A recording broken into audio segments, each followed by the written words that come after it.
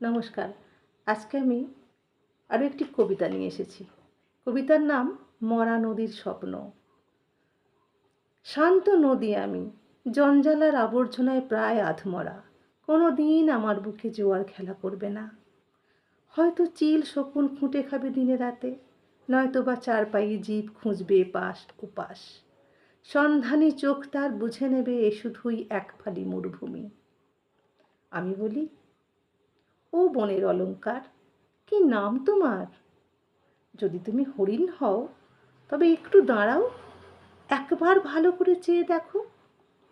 আমি স্তূপের ভিতর আজও বেঁচে আছি, আজও পারি তোমার তৃষ্ণায় এক আঁজলা জল হতে।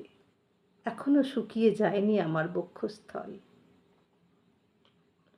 আস্তরণের স্তরভেদী প্লাবন ধেয়ে আসবে যেদিন, সেদিন ছোট্ট নৌকো ভেসে বেড়াবে এখানেই। এপার ওপার হবে সবুজ, ঢেউমুখী বাতাস ছুটন্ত দুরন্ত পোনায় মেতে উঠবে।